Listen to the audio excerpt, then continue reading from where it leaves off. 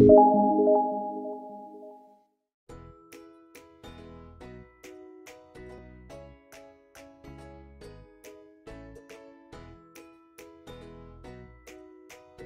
kabar teman-teman semua? Pada postingan kali ini kita coba latihan soal seleksi kemampuan bidang atau SKB terkait jabatan tenaga pendidik pada pendidikan tinggi ya guys. Pada latihan soal kali ini, setelah teman-teman memilih jawabannya, lanjut kita bahas bersama ya guys. Jadi seperti postingan latihan soal dan pembahasan pada channel ini, akan ditayangkan soal sekitar 10 detik. Selanjutnya akan kita bahas jawabannya ya guys. Langsung saja kita ke latihan soalnya ya guys.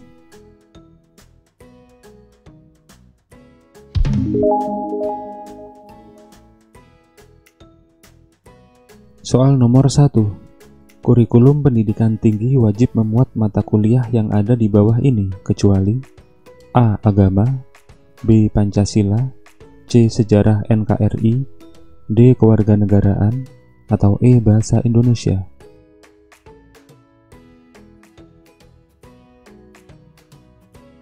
Berdasarkan Undang-Undang Nomor 12 Tahun 2012 tentang Pendidikan Tinggi, Pasal 35 Ayat 3, kurikulum pendidikan tinggi wajib memuat mata kuliah sebagai berikut: Agama, Pancasila, Kewarganegaraan, dan Bahasa Indonesia. Jadi jawabannya adalah C. Sejarah NKRI. Soal nomor 2. Berdasarkan Sistem Pendidikan Nasional, perguruan tinggi dapat berbentuk seperti di bawah ini, kecuali A. Politeknik, B. Institut, C. Akademi, D. Universitas, atau E. Vokasi.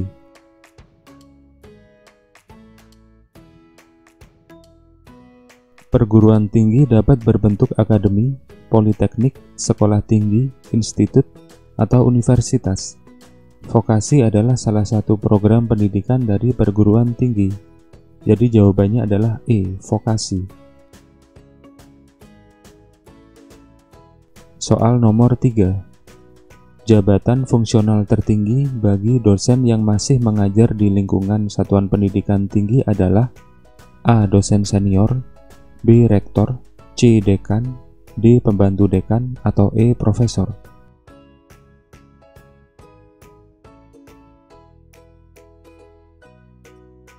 Guru besar atau profesor adalah jabatan fungsional tertinggi bagi dosen yang masih mengajar di lingkungan satuan pendidikan tinggi. Jadi jawabannya adalah E. Profesor. Soal nomor 4. Sertifikasi pendidik harus dilaksanakan secara objektif, transparan, dan akuntabel. Hal ini dijelaskan dalam Undang-Undang Nomor 14 Tahun 2005 tentang Guru dan Dosen, Pasal A. 9, B. 10 ayat 2, C. 11 ayat 3, D. 13 ayat 1, atau E. 13 ayat 2.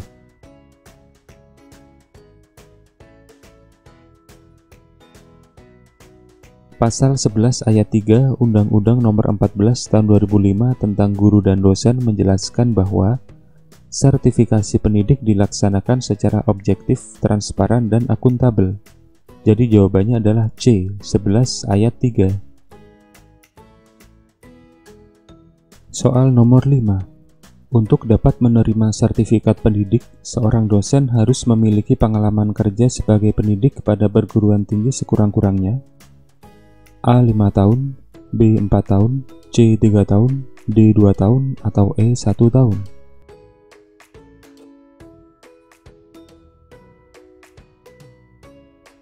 Sertifikat pendidik untuk dosen diberikan setelah memenuhi syarat sebagai berikut: memiliki pengalaman kerja sebagai pendidik pada perguruan tinggi sekurang-kurangnya 2 tahun, memiliki jabatan akademik sekurang-kurangnya asisten ahli, lulus sertifikasi yang dilakukan oleh perguruan tinggi yang menyelenggarakan program pengadaan tenaga kependidikan pada perguruan tinggi yang ditetapkan oleh pemerintah. Jadi jawabannya adalah D. Soal nomor 6. Profesor yang berprestasi dapat diperpanjang batas usia pensiunnya sampai dengan usia ... tahun. A. 67, B. 68, C. 70, D. 72, atau E. 75.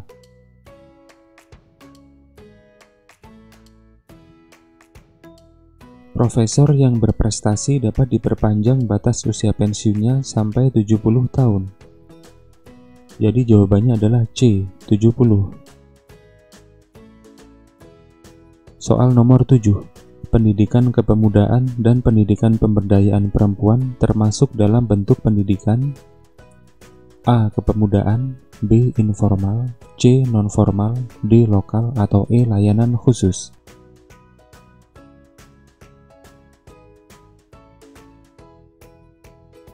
Pendidikan nonformal meliputi pendidikan kecakapan hidup, pendidikan anak usia dini, pendidikan kepemudaan, pendidikan pemberdayaan perempuan, pendidikan keaksaraan, pendidikan keterampilan dan pelatihan kerja, pendidikan kesetaraan, serta pendidikan lain yang ditujukan untuk pengembangan kemampuan peserta didik. Jadi jawabannya adalah C, nonformal. Soal nomor 8. Pedoman penyelenggaraan pendidikan dan pelatihan di lingkungan Direktorat Jenderal Pendidikan Tinggi diatur melalui Peraturan Menteri A. Nomor 3 Tahun 2016, B. Nomor 7 Tahun 2016, C. Nomor 10 Tahun 2016, D. Nomor 7 Tahun 2017, atau E. Nomor 10 Tahun 2017. Peraturan Menteri Riset, Teknologi dan Pendidikan Tinggi Republik Indonesia Nomor 10 Tahun 2017 mengatur tentang pedoman penyelenggaraan pendidikan dan pelatihan di lingkungan Direktorat Jenderal Pendidikan Tinggi. Jadi jawabannya adalah E, Nomor 10 Tahun 2017. Soal nomor 9. Bantuan operasional perguruan tinggi negeri dapat dipergunakan untuk hal-hal berikut ini, kecuali A. Biaya pemeliharaan pengadaan, B. Kebutuhan operasional untuk manajemen, C. Pengadaan dosen tamu, D. Pelaksanaan kegiatan kemahasiswaan, atau E. Penambahan bahan praktikum atau kuliah.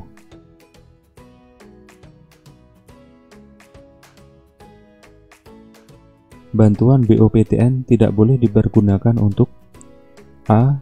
Belanja modal dalam bentuk investasi fisik berupa gedung dan peralatan skala besar, B. Tambahan insentif mengajar untuk pegawai negeri sipil, C. Tambahan insentif dan honor untuk pejabat administrasi, pejabat fungsional, dan pejabat pimpinan tinggi yang berstatus pegawai negeri sipil, D. Kebutuhan operasional untuk manajemen. Jadi jawabannya adalah B. Kebutuhan operasional untuk manajemen. Soal nomor 10. Sebuah fakultas dipimpin oleh seorang dekan yang dibantu oleh wakil dekan sebanyak A. 2 orang, B. 3 orang, C. 4 orang, D. 5 orang, dan E. 7 orang.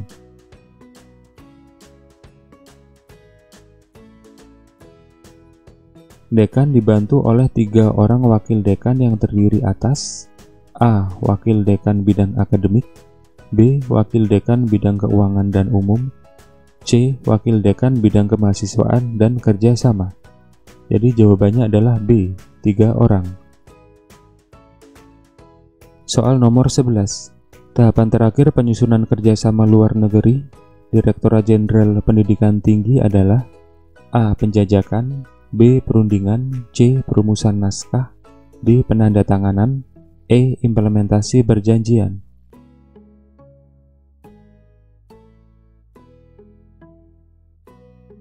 Tahapan penyusunan kerjasama luar negeri berdasarkan pedoman kerjasama di Direktorat Jenderal Pendidikan Tinggi antara lain penjajakan, perundingan, perumusan naskah, dan penandatanganan. Jadi jawabannya adalah D, penandatanganan. Soal nomor 12. Penyusunan program diklat dilaksanakan berdasarkan rencana strategis pusat dan memuat hal-hal berikut, kecuali A.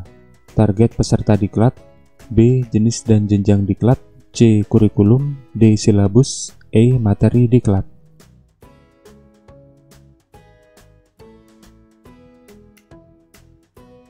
Program diklat memuat jenis dan jenjang diklat, kurikulum, silabus, dan materi diklat. Jadi jawabannya adalah A. Target peserta diklat. Soal nomor 13. Dalam hal masa jabatan pemimpin PTN berakhir dan pemimpin PTN yang baru belum terpilih, Menteri dapat menetapkan perpanjangan masa jabatan pemimpin PTN untuk jangka waktu paling lama A. 3 bulan, B. 6 bulan, C. 12 bulan, D. 18 bulan, atau E. 24 bulan.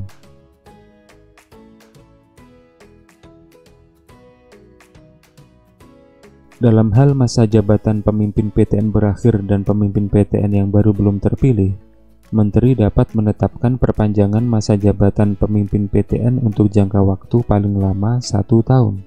Jadi jawabannya adalah C, 12 bulan.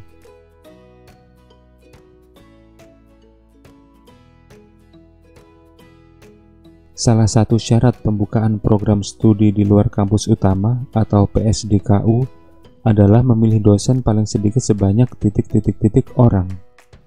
A6, B10, C12, D15, atau E20.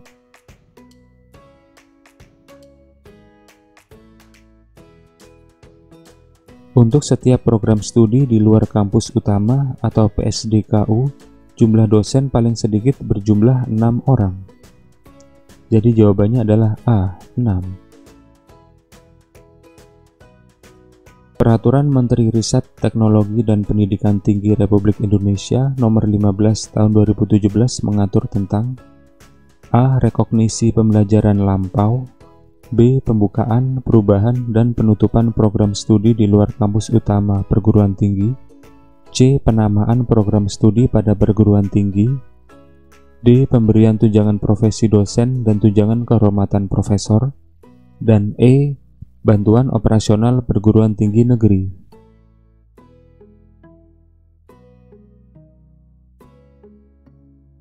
Peraturan Menteri Riset, Teknologi, dan Pendidikan Tinggi Republik Indonesia Nomor 15 Tahun 2017 yang ditetapkan pada 12 Januari 2017 mengatur tentang penamaan program studi pada perguruan tinggi. Jadi jawabannya adalah C, penamaan program studi pada perguruan tinggi. Soal nomor 16. Peraturan Pemerintah Republik Indonesia yang mengatur tentang dosen adalah A. PP nomor 14 tahun 2005, B. PP nomor 51 tahun 2005, C. PP nomor 37 tahun 2007, D. PP nomor 14 tahun 2009, atau E. PP nomor 37 tahun 2009.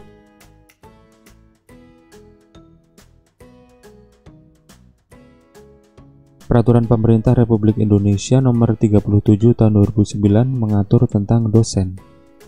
Jadi jawabannya adalah E, PP Nomor 37 Tahun 2009. Masa berlaku status akreditasi dan peringkat terakreditasi program studi dan atau perguruan tinggi adalah selama A. 2 tahun, B. 3 tahun, C. 4 tahun, D. 5 tahun, atau E. 10 tahun.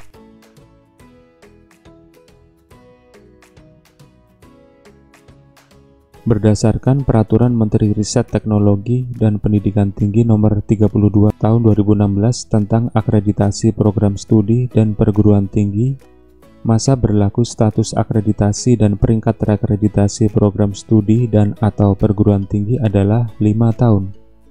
Jadi jawabannya adalah D, 5 tahun.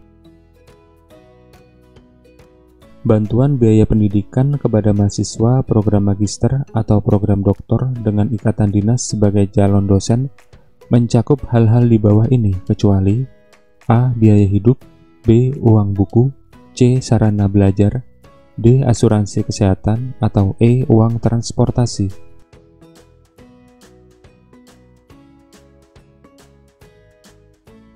Bantuan biaya pendidikan kepada mahasiswa program magister atau program doktor dengan ikatan dinas sebagai calon dosen merupakan biaya investasi dari penyelenggara pendidikan tinggi atau satuan pendidikan tinggi.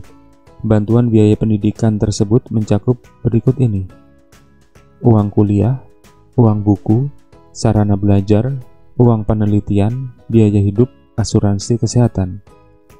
Jadi jawabannya adalah E, uang transportasi. Soal nomor 19. Dosen dapat ditempatkan pada jabatan struktural di luar perguruan tinggi setelah bertugas sebagai dosen paling sedikit selama titik-titik tahun. A. 5, B. 8, C. 10, D. 12, atau E. 15.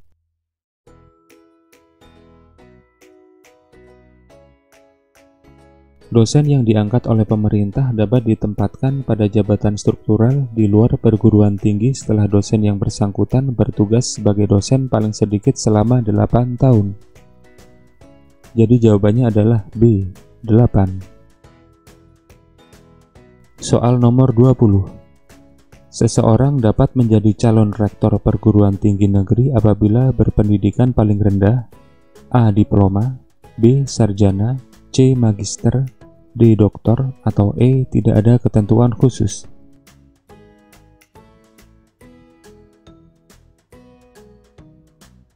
Untuk dapat menjadi calon pemimpin perguruan tinggi negeri, seseorang harus berpendidikan doktor atau S3 bagi calon rektor atau ketua, dan paling rendah magister atau S2 bagi calon direktur. Jadi jawabannya adalah D. Doktor. Soal nomor 21. Dalam kurun waktu 3 tahun, dosen yang memiliki jabatan akademik lektor kepala harus menghasilkan karya ilmiah yang diterbitkan dalam jurnal nasional terakreditasi setidaknya sebanyak A. 1 karya, B. 2 karya, C. 3 karya, D. 4 karya, atau E. 5 karya.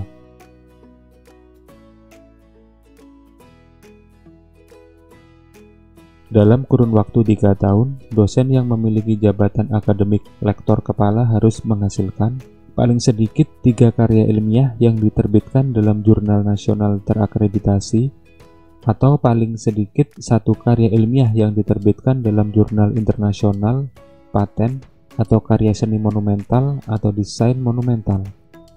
Jadi jawabannya adalah C. 3 karya. Soal nomor 22. Ketua Lembaga Pengembangan dan Penjaminan Mutu Pendidikan dalam suatu perguruan tinggi bertanggung jawab kepada A. Rektor, B. Wakil Rektor, C. Dekan, D. Kepala Bagian, atau E. Ketua Program Studi.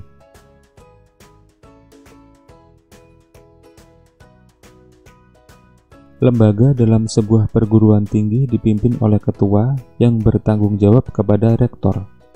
Jadi jawabannya adalah A. Rektor.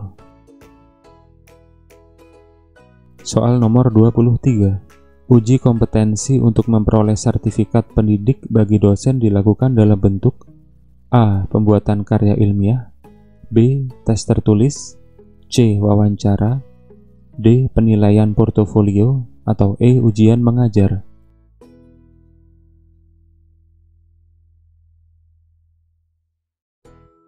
Uji kompetensi untuk memperoleh sertifikat pendidik bagi dosen dilakukan dalam bentuk penilaian pengalaman akademik serta profesional dengan menggunakan portofolio dosen. Jadi jawabannya adalah D. Penilaian portofolio.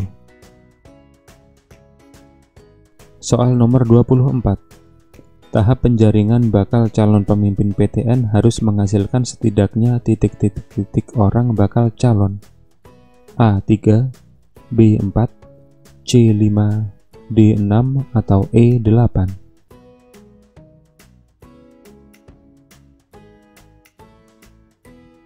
Tahapan penjaringan harus menghasilkan paling sedikit 4 orang bakal calon pemimpin PTN. Apabila tidak menghasilkan paling sedikit 4 orang bakal calon pemimpin PTN, dilakukan perpanjangan jangka waktu penjaringan. Jadi jawabannya adalah B4. Soal nomor 25. Biro Akademik, Kemahasiswaan, dan Perencanaan terdiri atas bagian-bagian berikut ini, kecuali A. Bagian registrasi dan kemahasiswaan, B. Bagian administrasi akademik dan kelulusan, C. Bagian perencanaan dan pelaporan, D. Kelompok jabatan struktural, atau E. Kelompok jabatan fungsional.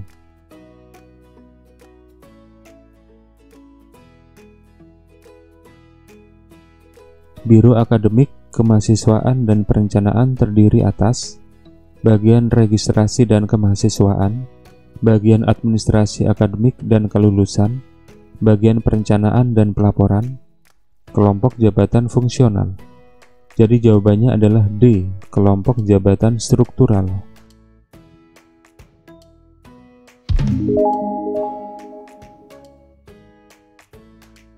Gimana guys, cukup mudah kan latihan soalnya? Saya doakan teman-teman semuanya sukses menghadapi SKB ya guys. Semoga dengan usaha keras dari teman-teman semua akan memetik buah di akhirnya. Sukses selalu ya teman-teman. Jangan lupa like dan subscribe akun ini serta nyalakan loncengnya untuk mendapatkan info terbaru ya guys.